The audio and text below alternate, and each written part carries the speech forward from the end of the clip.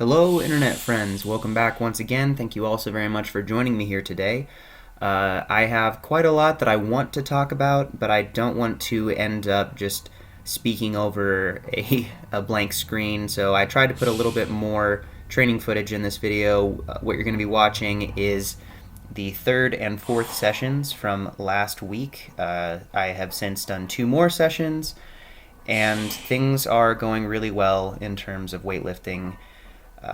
And I just enjoy the squats, the bench, the deadlift. Everything is feeling vastly improved. And what I want to talk about today is kind of to pull some more context from the topic I talked about last time, some of the tactics that I've been using, some of the approaches that I've been trying to implement to help improve my personal situation. So basically, if you are just tuning in now and haven't seen those last 2 videos, I was for a few months felt stuck. I was in a position where not just lifting wise, but just everything in life felt a little bit out of my own control, and I wouldn't say that I was clinically depressed, but I would say that a few factors that seemed out of my control were really contributing to a negative mental state, and I did feel very much overwhelmed by my own expectations. One of the things that I've talked about in the past, and it's an analogy that I want to bring back for this topic, is the idea of your time as a metaphor as being a glass jar. And there's a story about a professor that brings a glass jar into his class. I've told this before, but I'm gonna try to tell you guys again. And he fills it up with these large rocks and asks the class, "Is the jar full?" They say yes, obviously it's full. And he said, "No, it's not quite full." And then he takes some smaller pebbles and they go in, they fit around in the cracks where the large rocks had left them. "Is it full now?" He said, "Yes, it's full." He said, "You guys haven't been paying very good attention." He takes a bunch of sand, fills it, and the sand goes through the cracks in the big rocks and the pebbles, filling up the jar even further. He asked, "Is it full yet?" And they said, "We think so." He said, "One more thing, put some water in there."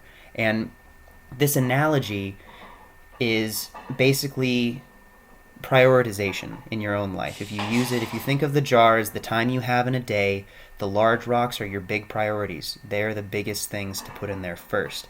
If you had tried to start with the water and the sand, you would be unable to put any of the big rocks in there. You might be able to fill up more of it with water and sand, but you wouldn't be able to even get a single big rock into the jar. You have to find the parts of your life that are your biggest priorities, and you have to give them the appropriate amount of attention. I am a powerlifter. I am not just a casual powerlifter. And that sounds kind of funny to say. Most people would say, "Oh, this sport is a hobby." I have made this sport my profession. It takes more of a focus. It is a bigger rock in my life than it would probably deserve to be in someone else's life, because of how much attention I've put into this, how much this is my from competing and building a brand, I suppose, and then coaching full-time as a strength coach, specifically specializing specifically in powerlifting clients. My sole source of income is this sport. And so if you're someone who works 60 hours a week doing something else, it makes sense that your job would be a bigger rock, a bigger priority of your time. I don't want to call it the luxury. I don't have the luxury of letting this drop off, because to me it is bigger than what it should be in someone else's life if they're not on the same path. And I think what was happening is I had too many other little things that were becoming it's not that they were more important to me than lifting, but they were taking too much time away from what was necessary for me to meet the expectations that I had. When my lifting isn't going well, I don't feel particularly good. It is difficult, especially when training is very challenging and I'm in a fatigue deficit where the workouts aren't feeling like I'm making progress, where I'm feeling beat down and physically tired. It really does open me up to being more vulnerable to external things that I can't control. What I can control is my own mental attention and focus on the things that I do care about.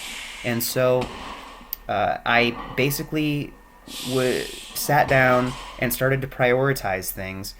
In the last video, I talked about focusing on one thing at a time, moving on to the next thing, and not overwhelming yourself by thinking too far into the future. And that even extends to what you do throughout the day. In my days now, I am introducing more regiment and more structure into what I will do, starting off with the higher priorities and making sure that I take care of those things first. And that alone has been really impactful and really important. And some people would say, well, you've talked in the past about balance, and it's important to be a balanced life and not just have nothing else that you focus your life on, because it's unhealthy if kind of all your eggs are in one basket. And I would agree with that. I think that if powerlifting were the only priority that I had in my life, I would definitely not be in a healthy place. So I do have a few other things. It's not just the one big rock that's in the jar. I do have other things. My music is very important to me. My family, time with my friends and with the people that I love in my life. Those are big, important things, but I do have to make sure that I'm taking care of myself before I can really get much past that point. And I think really one of the things that truly was happening was that I was prioritizing other stuff over what I needed to match the expectations that I was having for myself. I don't think my performance dipped as much as it felt like it did, but I am used to performing at a high level at the things that I put time and energy and effort into. And when I was splitting my time and energy and effort too broadly into too many things, I was trying to maintain the highest level that I could in all of these things, and there's just not enough time in the day. I wasn't giving any one of those things enough time to maintain the level that I kind of expect of myself. And it is kind of important to note that anything that you are pursuing true excellence in, not just skill acquisition and being good at something to a level that can pass, but being one of the best at what you do, takes an imbalanced amount of effort and time and energy. You cannot have a whole lot of other things going on. You can split it into one or two things, maybe. And me personally, some other people may just be better skilled at wearing all of those hats and true excellence in multiple forms. But I don't think that I have the ability to be truly excellent in all the things that I'm interested in, because I do have a variety of interests. So what I really had to come to terms with was that if I want to be as good as I expect myself to be at lifting or at music or in the relationships that I participate in, or as a air quotes public figure and sharing myself and my journey with all of you, a few other things had to take a back seat, where I'm not giving up on other things that I care about, but I am allowing myself less room and less opportunity to be distracted by those, where it takes away my focus from the things that I have deemed more important. And that reorganization and kind of forcing myself into a structure where my days are a little bit less openly flexible was a challenge to me, and it was very difficult to start. But now that it is kind of going like that, things are really beginning to feel a lot better.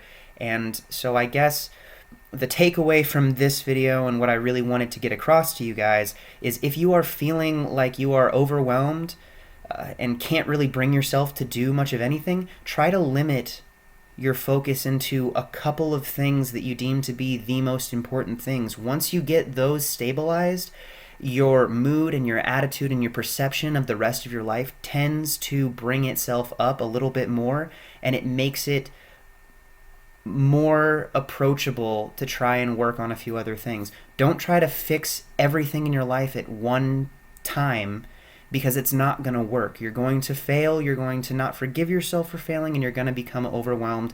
Break it up, focus on the big rocks, focus on the biggest priorities you have right now, and that will give you enough room to start to allow yourself more of the other less essential parts.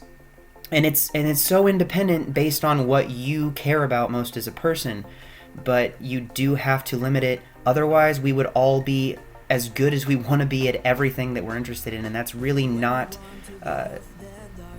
realistic. So I did it again where I'm talking over a black screen. I hope you guys enjoyed the video or got something from it. If you're still listening to this, thank you very much.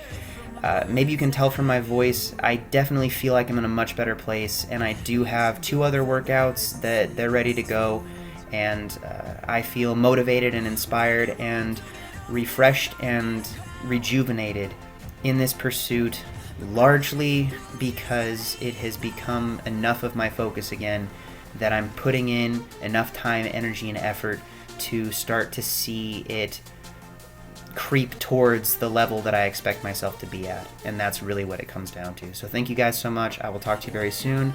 I hope you're having a great day wherever you are. Goodbye.